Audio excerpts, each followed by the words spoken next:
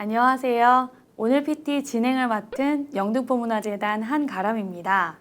오늘 영등포 소통과 협치로 변화하다라는 주제로 이야기할 텐데요.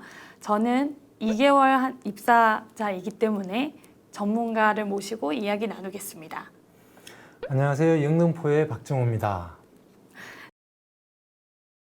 영등포문화재단 내부에 새로운 변화가 있었다고 하던데요. 어떤 내용인가요? 2018년까지는 창립 이래 5년간 공무원 중심의 조직이었었고요. 2018년 9월 강원재 대표이사가 새로 취임했고 실무 책임자도 다 민간 전문가로 영입을 하면서 재단이 관에서 민간 전문 조직으로 변화했다는 게 이제 가장 큰 변화고요. 그렇게 변화된 재단은 핵심 가치를 이제 소통과 협치로 설정을 했습니다. 그래서 지역의 예술가, 시민, 청년이 다 함께 참여하는 모두의 문화도시 영등포라는 새로운 비전이 설정됐고 이 비전에 따라서 지역사업을 시작했습니다. 비전이 변화하고 새롭게 활동을 했을 때 현장에 나갔을 때 반응이 굉장히 달랐을 것 같은데요. 현장의 반응은 초기 어땠나요?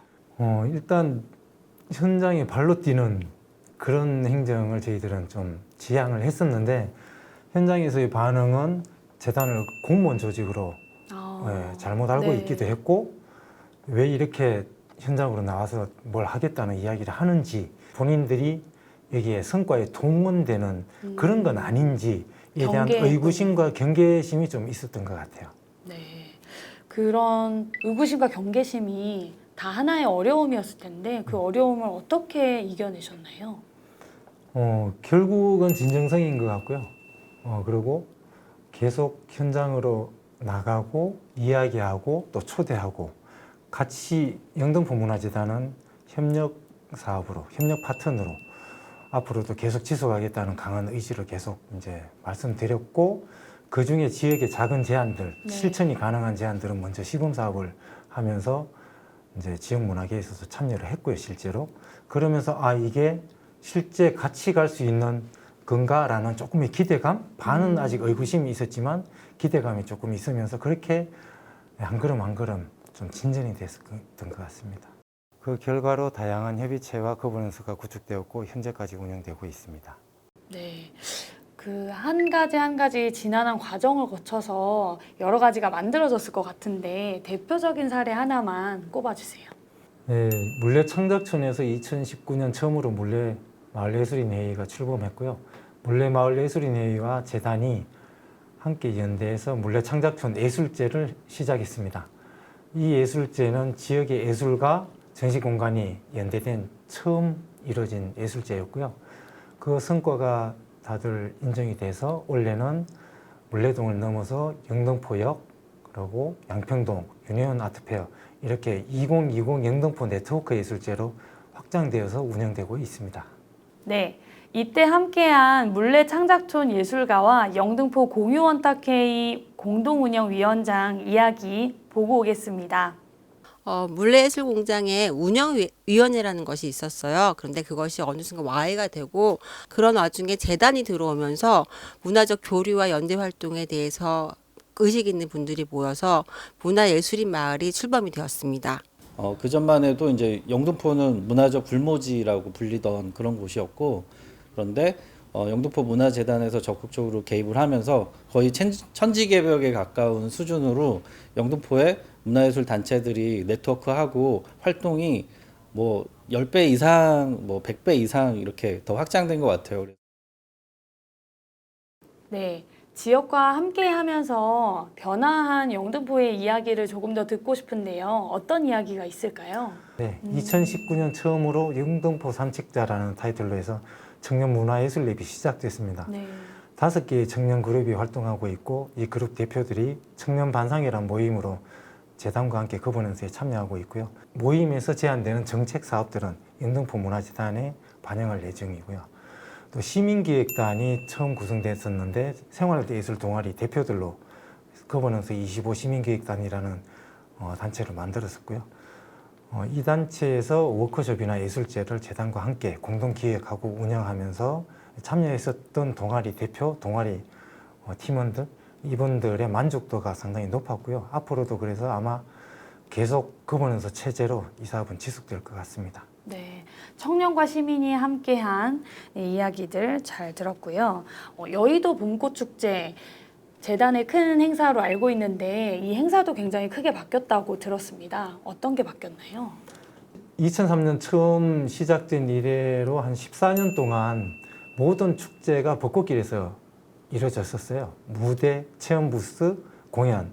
그러니까 사람들의 반응이 벚꽃길이 안 그래도 복잡한데 행사장이나 다른 게 있어서 너무 혼잡하고 이제 다시 오기가 두렵다 이런 민원들이 네. 있었어요. 그래서 2019년 처음으로 벚꽃길에 있던 모든 행사장을 바로 밑에 있는 국회 축구장으로 옮기고 벚꽃길은 벚꽃만 볼 수 있게 쾌적하게 변화했고 문화 콘텐츠는 축구장에서 풍성하게 그렇게 변화를 했습니다. 지금 코로나가 위기인데 이 위기는 어떻게 극복하셨나요? 코로나 발생 직후 2월 초에 긴급 간담회를 한번 개최했었고요.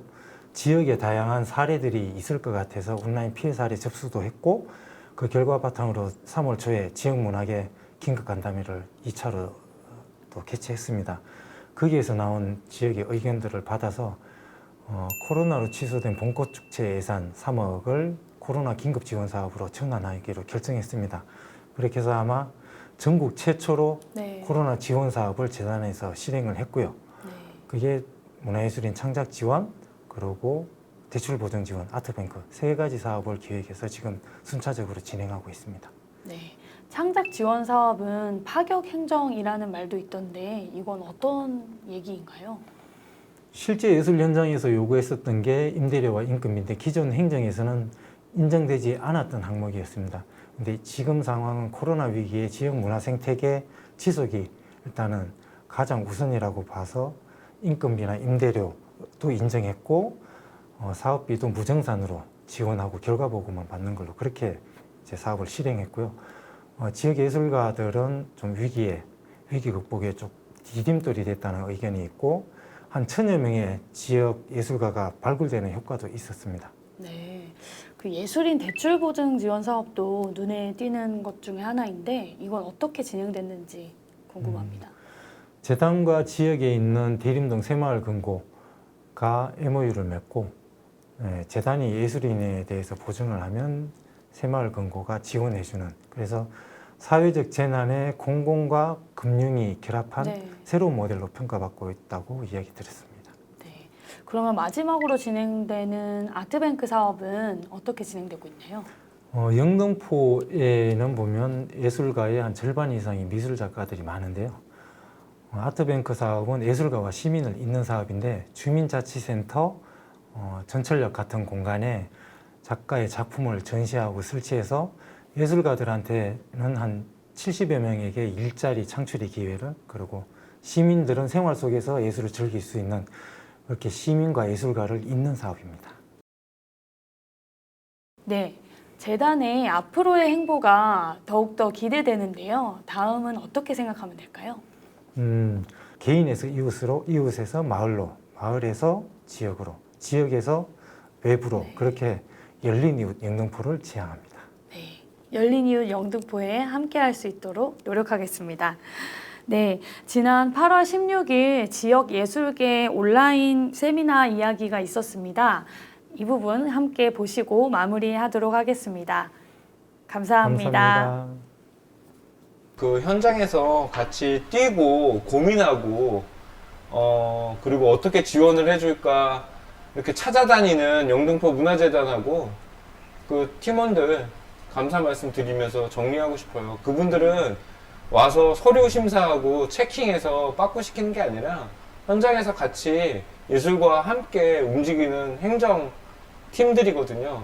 저는 그런 부분 우리나라에 많이 이렇게 퍼졌으면 좋겠다고 생각합니다.